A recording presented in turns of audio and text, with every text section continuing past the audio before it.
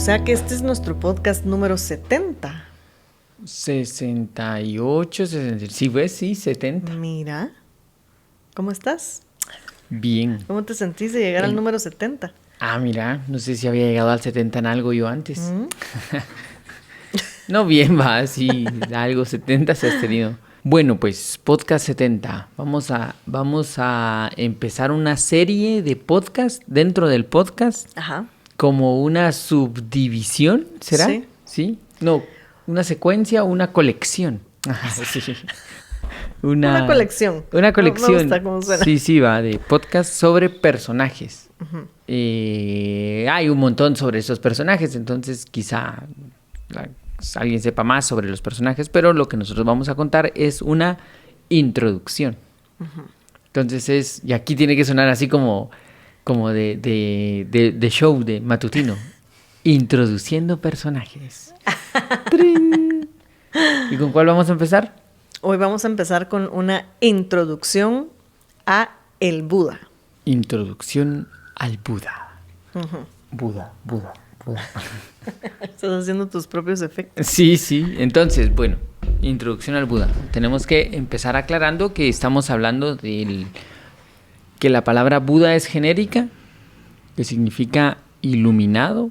Por lo tanto, a lo largo de la historia, dependiendo si no se tiene como mucha comprensión del contexto histórico o de qué se está hablando, se van a encontrar muchos Budas. Uh-huh. Y entonces se han ido confundiendo. Y lo primero que sucede es que cuando uno empieza a explorar, encuentra muchos Budas y se confunden los conceptos y esto. Entonces nosotros vamos a hablar específicamente del llamado Siddhartha Gautama. Después llamado el Buda. Que quizá es el más popular en Occidente y el más famoso porque sí. De él vamos a hablar. Hay más, Gautama. Pero vamos a hablar de Siddhartha Gautama, el Buda. Muy bien. ¿Quién fue Siddhartha Gautama, Paula? ¿Quién fue Siddhartha Gautama? Pues fue el primer Buda. Y él... Bueno, no fue el primero. Fue el primero de su tradición. Del budismo. Del budismo que se instaura a raíz de su nombre. Pero ya habían más Budas. Bueno. Muchos. Bueno, entonces, él es el que va a fundar el budismo. Y originalmente era un príncipe. Uh-huh. Era un príncipe que, pues, estaba originalmente destinado a ser el rey de Kapilavastu, que fue en donde él nace. ¿Pero contamos la historia o de una vez? ¿Qué dice el público? Sí. ¿Qué? Me agarraste de sorpresa. Siempre, no sé por qué siempre te agarro de sorpresa si ya sabes que así soy. No sé. Sí. Ajá. Bueno, pues contanos como a grandes rasgos, porque seguramente ya es una historia como conocida y hay más información, mucha más información. Bueno, pues a grandes rasgos era un príncipe que tenía como una corazonada o sentimiento de que lo conectaba con el dolor de la humanidad y siempre estaba como pensando que había algo más, digamos, en cuanto a lo que él debía hacer, que solamente llegar a ser rey. Bueno, no digamos solamente, pero que ser rey, que era como lo que iba a ser lógico, digamos, según donde él nace.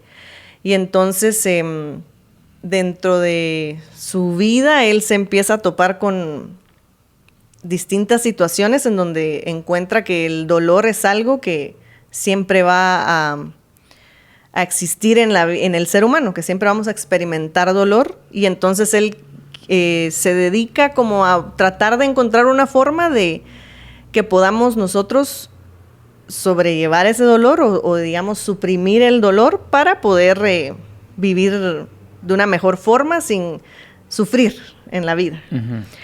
Y pues todas las experiencias que él vive lo llevan a encontrar ese justo medio que el justo medio, el camino del centro es el que hay que tratar de transitar para evitar el sufrimiento y que podamos nosotros alcanzar de alguna manera pues la iluminación. pero obviamente con mucho trabajo ahí de por medio, y él habla acerca del desapego, de esto que decíamos, que el dolor es algo que es inherente en el ser humano, y, y eso, o sea, eso. Sí, eso. Así de grandísimos rasgos. Digamos que lo interesante de este personaje es que primero es un personaje del que sí se ha encontrado evidencia histórica. Uh-huh. O sea, sí existió un señor llamado Siddhartha Gautama en un reino al norte de la India llamado Kapilavastu. Y según la tradición, pues como dices, estaba destinado a ser el gran rey, pero él traía otra inclinación. Y pues según también los datos históricos, este señor abandona el reino, y al abandonar el reino, él va a tener un camino distinto, y en su búsqueda del camino distinto se va a formar una tradición alrededor de él, al que nosotros aquí en Occidente le vamos a llamar el budismo. Pero también hay que aclarar que hay diferentes tendencias del budismo, y que cuando el budismo llega a diferentes lugares, el budismo se va a tener influencias. Entonces vamos a encontrar diferentes escuelas de budismo. El budismo tibetano, el budismo de la India, hay diferentes escuelas.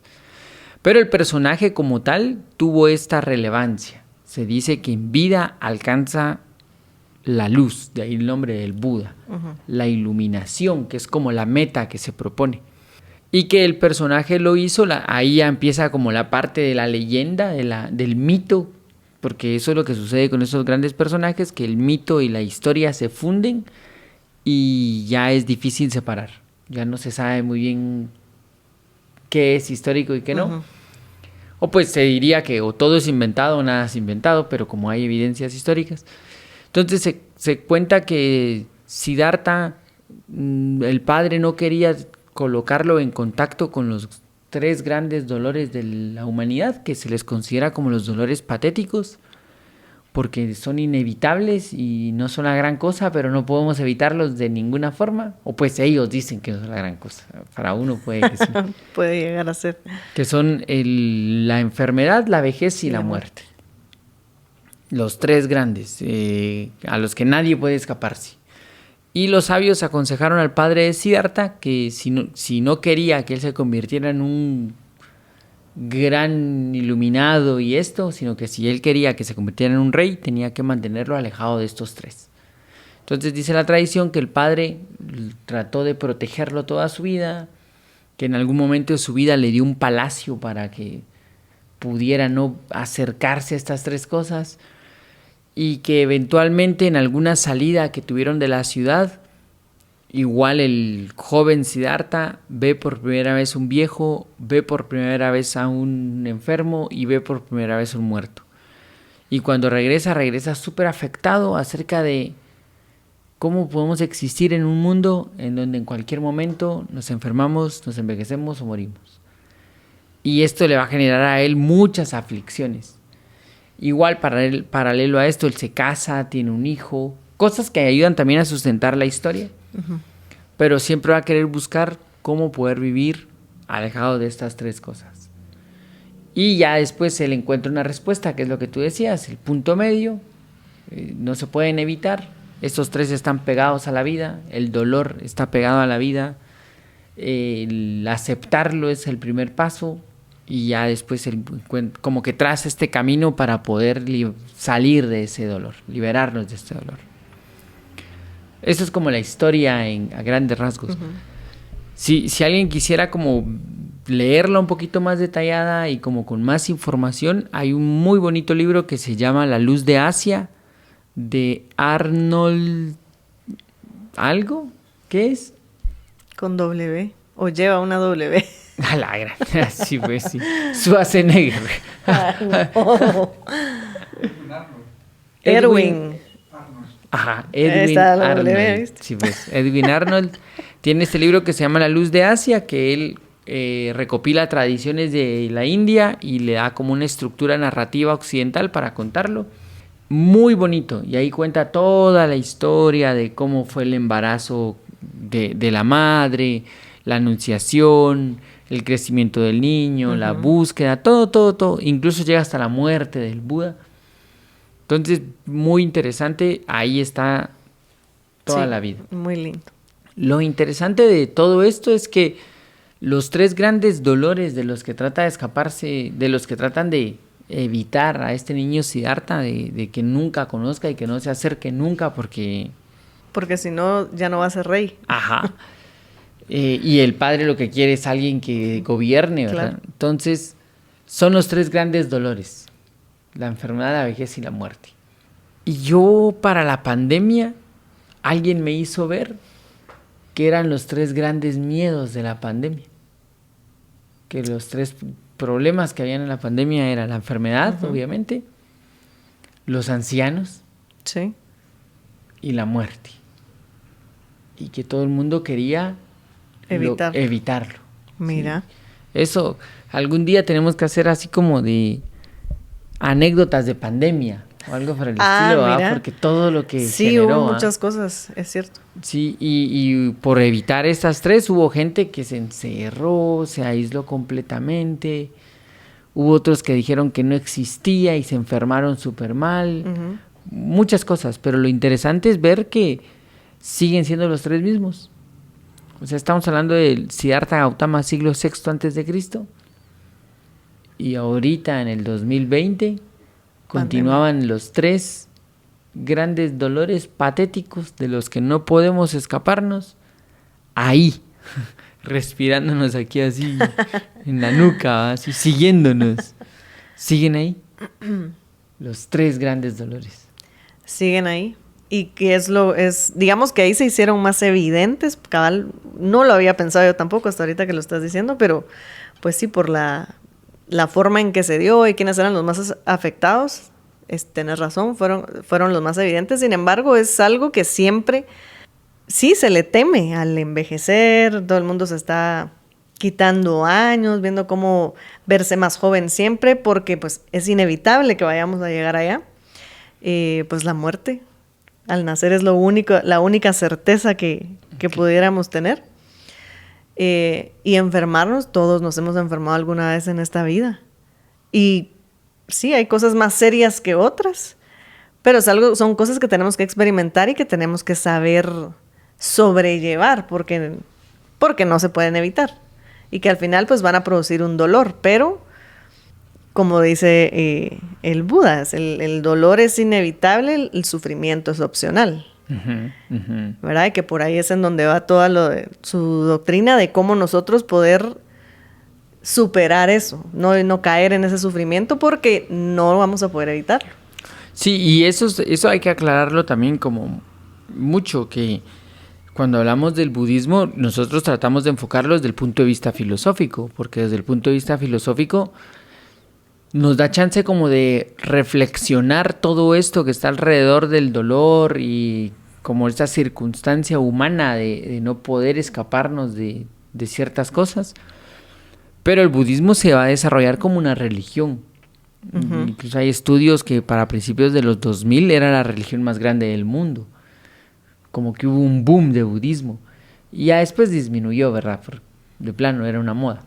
Pero, o sea, el budismo creció como una religión y como religión tiene sus propios rituales, tiene sus búsquedas. Sí. Pero cuando lo miras desde el punto de vista filosófico, hay mucho que se puede reflexionar sobre la circunstancia del ser humano que no puede librarse de este dolor, que está así como pegado. Siempre me llamó la atención que en ya no sé cuál sutra es, pero en uno de esos libros del budismo tiene una introducción que me gusta mucho que dice: y entonces el conocido anteriormente como Siddhartha vio por primera vez el origen de la existencia, el camino de la existencia que viene desde el infinito y termina en el infinito. Vio los primeros destellos de luz, vio florecer toda la existencia de la humanidad y desaparecer al mismo tiempo. Y al abrir los ojos, ya no era Siddhartha, era el Buda, y dijo: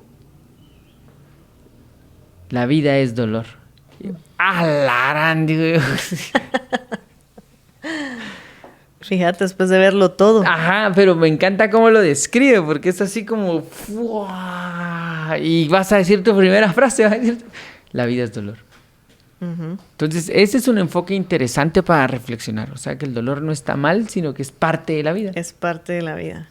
Y porque sí, es algo bien común el huir del dolor, ¿verdad? No evitamos a veces hacer cosas para no sentir dolor, porque, ay, no, mejor no lo hago porque después me va, no sé, no voy a ir a correr porque después me van a doler las piernas, mejor no corro, ¿verdad? Entonces evitamos a veces hacer cosas por eso, pero cuando también, así como dijo el Buda, la vida es dolor y entendemos que no podemos escapar de él, hay que hacer las cosas. Y es que hay dolores de dolores, ¿verdad? Claro. O sea, una cosa como el dolor de piernas es uno. El dolor de piernas porque fuiste a correr.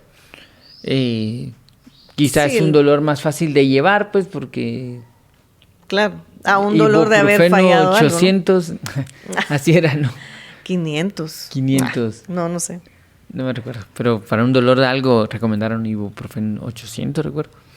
Bueno, existe como ese dolor físico, que es un dolor diferente a un dolor emocional, que es diferente a un dolor mental, que son como diferentes tipos de dolores. Sí.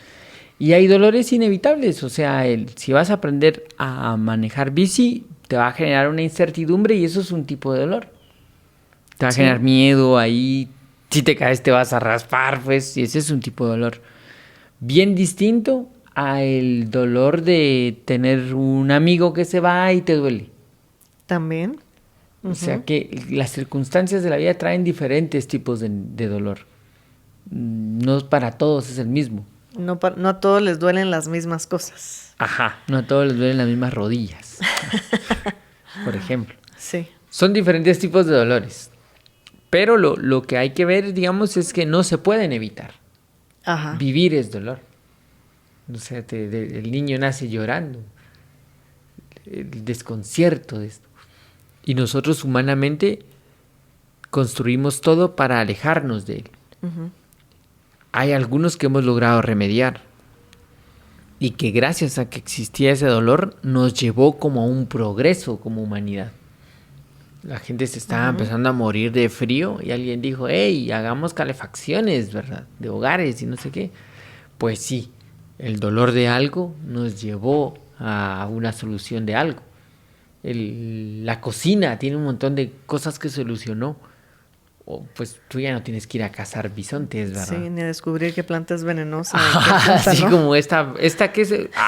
no, esta no. Sí. Esta, sí. O sea, hay muchas cosas, dolores que otros han tenido y que nos han ayudado como a resolver como humanidad el avance. Y hay otros que son propiamente el ser humano que no puede resolver. O sea, esta sensación de tener una ilusión y perderla, ese es individual y personal. Y todo ser humano tiene que pasar por una ilusión que se perderá y se romperá. Todos. Entonces, la idea no es evadir el dolor, es entender el dolor. Por eso es que ellos calculan y dicen el dolor es vehículo de conciencia. O sea que a través del dolor puedo despertar mi visión a cosas que antes no tenía despiertas. Puedo descubrir cosas, ya sea la calefacción, que es algo que antes no tenía y que esa necesidad surgió a través del dolor y entonces creé la calefacción. O puedo descubrirme a mí mismo y darme cuenta de que tenía una ilusión que no me había dado cuenta y puedo ser más consciente. Son visiones las que se van despertando. Sí, y que un poco como se va conectando con los temas anteriores que hemos hablado. Podemos usarlo como vehículo de conciencia cuando estamos ahí, en el presente, y de veras reflexionamos sobre la situación que estés pasando. Pero cuando evadimos la realidad, cuando solo dejamos que pase el tiempo y no nos tomamos ese tiempo otra vez de veras pensar qué pasó, qué me llevó a esto, por qué me dolió esto, y de veras voltear a ver atrás qué decisiones he tomado para llegar aquí, voy a seguir en el dolor, en el sufrimiento y ahí nadando en él, ¿verdad? Entonces sí, no lo evitamos, pero podemos aprender de él y pasar al siguiente, pues pasar a lo que viene. Pero si no, vamos a vivir con eso, de veras solo sufriendo y haciéndonos víctimas de cualquier situación, pero debe servirnos para algo. Ajá. tiene que servirnos para algo. Porque si no, en balde la vuelta, pues. Ajá. Todo lo que se hace y nada, si no. Para otra vez para seguir, que te siga doliendo lo mismo. Ah, la gran, sí, no. Sí, porque y hablando de los tipos de dolores, si te duele, yo qué sé, una muela, y te aguantas el dolor, va a haber un día donde ya no vas a poder comer probablemente, o yo qué sé, ni dormir del dolor, y vas a tener que ir a ver qué haces al respecto. Pero ¿por qué le vamos a dejar que llegue hasta ahí? Cuando podemos desde un principio ir al dentista, revisarnos y trabajarlo desde antes. Sí, digamos que esos dolores que son como más, más casuales, más... O físicos. Ajá, son de los más sencillos de llevar, pues, o sea, hay una industria farmacéutica en relación a esos dolores. Pero aún ahí dejamos que el dolor siga, me explico, hasta que... Entonces, sí. Y lo que decís, con los otros dolores que no son tangibles, voy a decir, se vuelve más difícil. Sí, a mí, digamos, lo que me sucede con ese tema siempre del dolor es que, como es siempre que lo pienso y que dice el dolor es un vehículo de conciencia, pienso que trae como aparejada la idea de una visión más grande. Hay algo que no estoy viendo y que debo despertar a ver. Y a veces cuando evitamos o curamos dolores, no nos hacemos mejores. Entonces significa que ese dolor no sirvió. Como tu ejemplo que ponías, de alguien viene, le duele su muela, dice, hey, soy consciente de mi dolor, voy a ir al dentista, se quita la muela, pero no fue mejor persona. Entonces, algo le faltó. No dejó de comer el chicharrón que le... Tal vez. O ¿qué es? Ajá, sí. Algo le faltó. Claro. Porque no es paliar el dolor. Sí, y no siempre te va a hacer consciente el dolor. Si no hay algo, una visión que se despierte a través de ese dolor. Porque digamos que la industria farmacéutica funciona en relación a curar el dolor, ¿verdad? ¿Te duele? Quita el síntoma. Póngase esto, el síntoma. Pero no te hace mejor. No te hace pensar sobre tu dolor. No te hace pensar sobre el hábito que te va al dolor, sobre lo que te cambió el dolor. Eso no. Y ahí creo yo que nos hace falta meternos un poquito más. Meternos más acerca de ese dolor, de qué es. Muy interesante que lo proponen hace 1000 años, pues, y que ahí está la idea del dolor y ahí está como esto. El budismo tiene mucho que reflexionar y es uno de los temas que más gustan. Por ejemplo, aquí en Nueva Acrópolis, cuando se da el tema del Buda, suele ser uno de los temas que más impactan, porque es el tema, quizás es uno de los temas que más hemos vinculado a nuestra vida. Hemos sentido dolor. Sí. Y no sabemos qué hacer con él. Ajá, y cuando se te plantea como un vehículo de conciencia, es como... ¿Qué? ¿Cómo así? De verdad, ¿verdad? Y empezás un poco a tener otra perspectiva ante él, si no es que ya la tenías antes, pero imagínate, y con lo que hablabas de que, por ejemplo, los dolores han ayudado a avanzar en otras cosas, a evitarle otros dolores a otros. Imagínate que Buda dice esto, pues que la vida es dolor y que usarlo como vehículo de conciencia, y aún así no hemos logrado aprender, digamos, llevarlo, digamos, de esa experiencia que él tiene, pues que al final es que él vive esos extremos, ¿verdad? Cuando es rey, que está con todo y aún así él sabe que no es ahí su lugar, y cuando vive también en la extrema pobreza, voy a decir, y descubre que tampoco se trata de sufrimiento. De los dos lados él encontró el dolor hasta que encuentra ese camino de en medio. Y entonces eso es como que el consejo, digamos, que hay que seguir, ¿no? El no irnos al extremo ni de las hasta irnos al extremo de las cosas buenas nos puede hacer daño. Ajá. Y también, por supuesto, las cosas que son negativas. Entonces, el que podamos nosotros manejarnos ahí en ese centro, pues debería ser esa clave para que podamos ir usándolo como vehículo de conciencia, porque cuando llegamos al extremo ya nos fuimos... Sí. No hubo conciencia mientras nos fuimos metiendo más y más y más en ese dolor. Y ya regresar a ese camino del centro va a estar más largo el camino, pues. Sí, sí, total. Digamos que la filosofía budista lo que plantea es esa reflexión alrededor de esto, ¿verdad? En Siddhartha una vez abandona el palacio, se vuelve una seta, deja de comer, casi que se muere, alguien le da unas gotas de leche, resucita y él se da cuenta de que no puede haber extremos, ¿verdad? Que tiene que haber un punto medio. La famosa historia de alguien afinando una arpa y diciéndole de que si la cuerda está muy floja no suena y si está muy dura se rompe. Y él diciendo, por ahí es, aquí hay algo. Eso es ¿Qué la clave. es lo que no sé? Y ahí empieza como a pensar cómo encontrar el camino del centro. Tomando en cuenta que el dolor existe, ¿verdad? Tomando en cuenta que aún en el camino del centro va a haber dolor. va a haber dolor, porque si llueve te vas a llover. Pero la diferencia va a ser que cuando lo tomas algo natural a cuando lo tomas algo antinatural. Ajá. Porque nuestro problema es que nosotros tenemos al dolor como algo antinatural. Creemos que la vida es placer y felicidad. Y vemos al dolor como algo ajeno. Solo cuando me pasa el dolor digo, esto no está bien. Pero es parte de la vida. Claro. Naturalmente responder a él y aprender de él debería de ser el camino.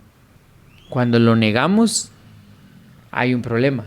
Cuando nos aferramos a él, hay un problema. La cosa es vivir con ese dolor. Así como en el camino del centro, como dice el Dhammapada, el camino del centro, el Dhammapada. Agarrar y soltar, sin ningún problema. Sí, en los estoicos tenían cuentan que en el estoicismo más duro, porque hubo un momento de estoicismo así bien duros, había una vela así grande, velón, encendido, y el maestro estoico llegaba y enfrente de todos, con sus manos, apagaba la vela. Y siempre alguien le preguntaba, hacía como el ¡ah! O ¡ay! O le dolió. Y él les decía, mi dolor es cosa mía y debo llevarlo yo. Tú preocúpate por el tuyo y aprende a llevarlo tú. Es enseñanza dura, ¿va? Sí. Pero es eso. Es hacerte responsable de tus dolores. Sí. Aprende a llevarlos. No los indagues tanto porque son algo más natural. No los escarbes de más. Aprender a fluirlo. Aprender cómo a llevar ese dolor. Esa creo yo que es como una de las grandes enseñanzas del budismo. Después Siddhartha, hay muchos libros que cuentan las historias de Siddhartha, de toda la vida del Buda, qué fue haciendo. Cuentan que muere de un dolor de estómago y el día que muere, como que hay un terremoto también. Y de ahí en adelante se forma alrededor de él la tradición del budismo como tal y la religión budista. Y como te decía al inicio, esa religión se expande y se mezcla con otras y hay un montón de tipos de budismo. Ajá. Pero qué interesante que sigue siendo válido. Sigue siendo válido y que, bueno, mencionabas también que fue, que como en el 2000 dijiste, era de la religión más... popular. Más popular o más grande, pero de alguna manera se vuelve popular porque hay una búsqueda también de poder llevar esos dolores, ¿no? Entonces, seguramente estaban tratando de encontrar algunas respuestas, algunos se quedaron, otros se habrán ido, pero finalmente es a eso, ¿no? Al dolor que todos vamos a experimentar y hemos experimentado. Y lo que decís, eso creo yo que es parte de la clave de que podamos llevarlos, que el dolor es algo natural y no hay que temerle tanto. Llega, de todas maneras llega, aun cuando evitas hacerlo, que también se menciona en esto de la tradición el no hacer también las cosas te producen ese dolor porque no estás tomando acción dentro de algo que tenés que enfrentar al final de cuentas. Uh-huh. Y evitarlo nos produce dolor. Sí, nos duele. Ajá, y también estar ahí uno somatándose el pecho, pues No se puede, no se puede. Es eso. Es interesante, la verdad es que es un tema bien, bien importante de reflexionar. Hay muchas herramientas, muchos enfoques. Incluso el mismo budismo propone un camino que es las 4 nobles verdades. Propone una forma de vida que es el noble óctuple sendero. O sea, hay como muchas herramientas que da. Por eso esto es una introducción, ¿verdad? Es muchísimo más profundo. Y es un tema que vale la pena investigar más. Sí, porque hay muchas cosas ahí que se pueden poner en práctica. Esa es práctica, es una filosofía práctica. Ajá. Y el personaje también tiene muchos ejemplos, anécdotas, historias que son fáciles de asimilar. Uh-huh. Sí. ¿Te parece como nuestra primera introducción? Me parece bien. Introducción al personaje. No, hubiéramos pensado más un nombre bonito. Introducciones. Bueno, sí, introducciones. Fue no, el primero... que se quede introducciones. Porque ya después... Ya estuvo. Ya se lanzó. Ya se grabó. Ya se grabó. Bueno, me parece. ¿Te parece? Entonces nos vamos a quedar por acá en la primera introducción. Muchas gracias, Gerson. Gracias, Gerson. Gracias, Paula. Mario. Filosofía cotidiana.